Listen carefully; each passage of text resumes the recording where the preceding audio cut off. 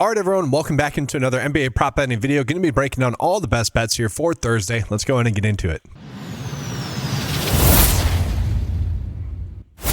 So the first bet that I end up liking is going to be a bet that's a plus EV bet currently as I'm recording this video, guys, and that's going to be Jared McCain to get over 11.5 points. We see this one has almost a 55% likelihood to hit. Now, sure, that's a bet that could update throughout the day.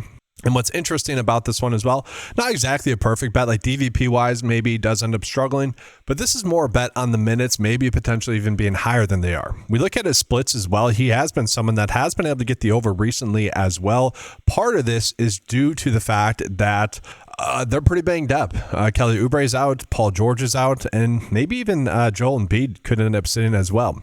So he is someone that does pick up a decent amount of usage with those players off the court, but also picks up about 2.5 more points per 36. Now, I understand that he's only going to be playing 24 minutes, but his per 36 production, guys, is closer to about 15.7 points. And so, you know, it's not perfect, but that is a bet that, to me, with Vegas telling us as a 55% chance to hit, basically, I'm okay getting to it. And guys, I do want to talk about a quick update that I made to the tool as well.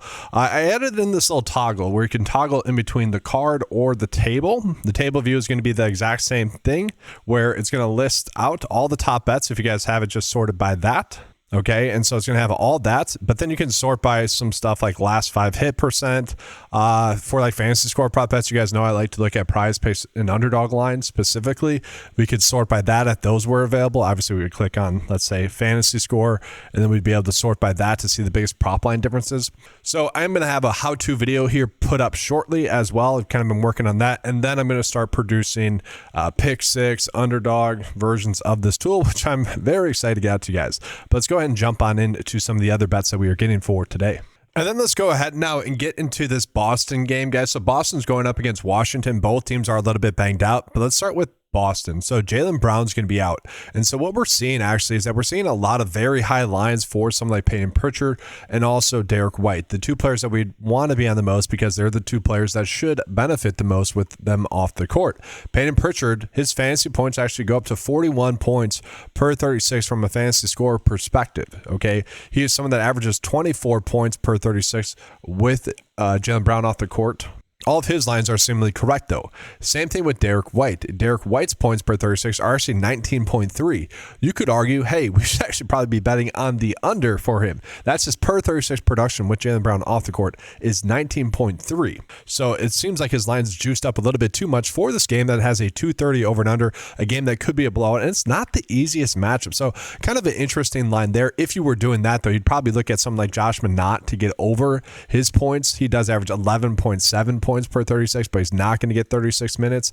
I'm actually just annoyed at the lines that we are getting here, guys, for all of the Boston Celtics players because they're just correct. The only player I could potentially get to, logically speaking, is Sam Hauser to get over his fantasy score. I'm not going to lie. I just don't like the recent log for him. He is someone that has been getting, some run here.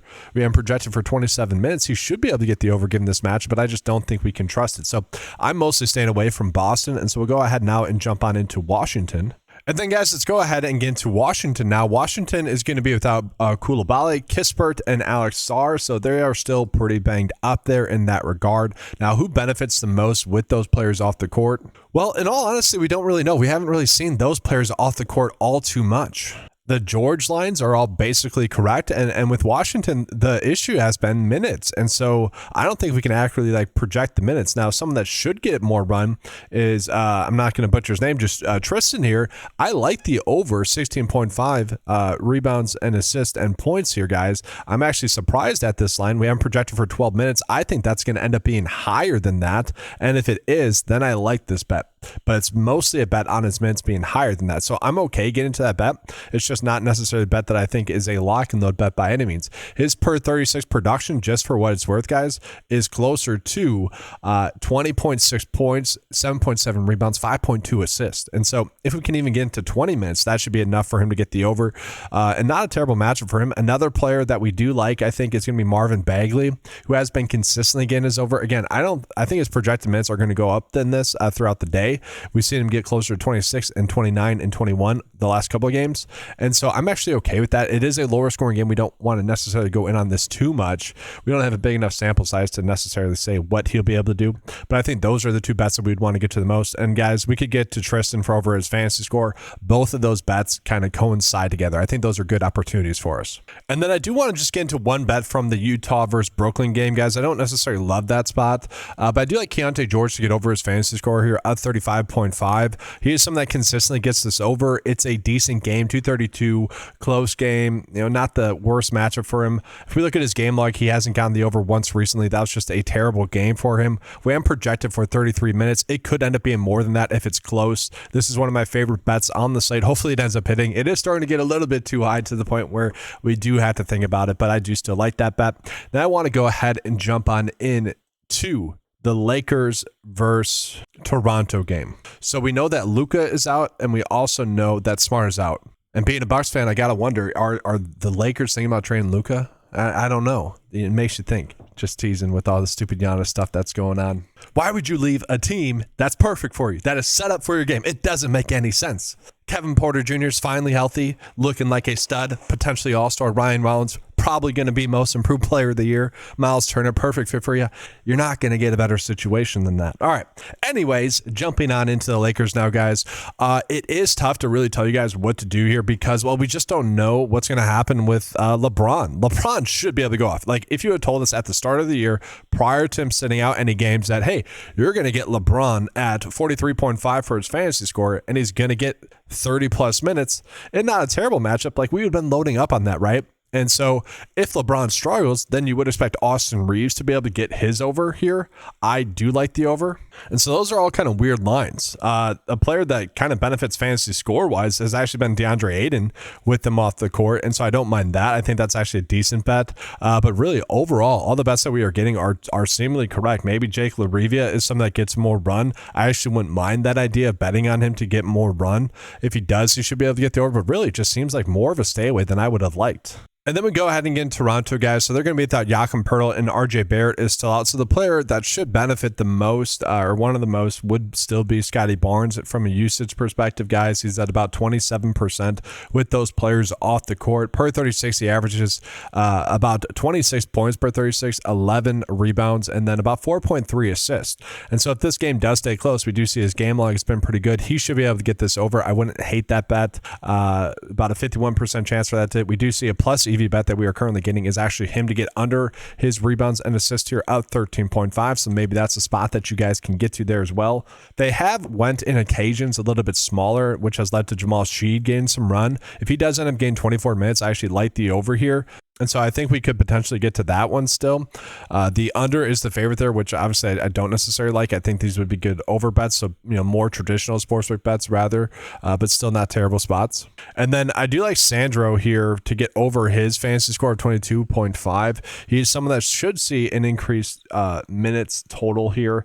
And in games where he does get that, he is basically averaging the over, but it is really just a bet on him getting those minutes. And if he doesn't, it's going to be Colin Murray Bulls that ends up getting that additional run. And then let's go ahead and jump on into the last game, which is going to be the Pelicans versus the Timberwolves. So this is going to be a difficult matchup, but the Pelicans are going to be without Zion, Missy, you got Herbert Jones still out. And so Fears to get over his fantasy score is a very logical bet to me. If he ends up getting around 30 minutes, he should be able to get this over.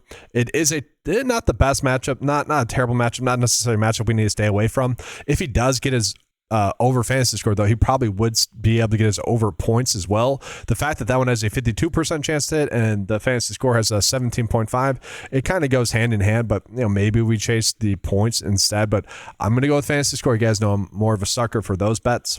And then Bay as well. I'm pretty surprised by the lines that we're getting for him. Now, we're not getting a full allotment of average sportsbook lines just yet.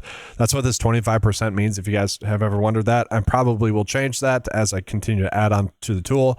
But I like the over here as well for him. He is someone that should get a bunch of run, assuming this game stays close. It's a pretty high scoring game as well. So kind of a game stack there. But I think he's going to continue to play well. Per 36 wise, he should be able to get the over there in that spot. And then the other player that we need to talk about is going to be Derek Queen, Derek Queen, assuming he stays out of foul trouble, which is a big assumption, like he might get into foul trouble.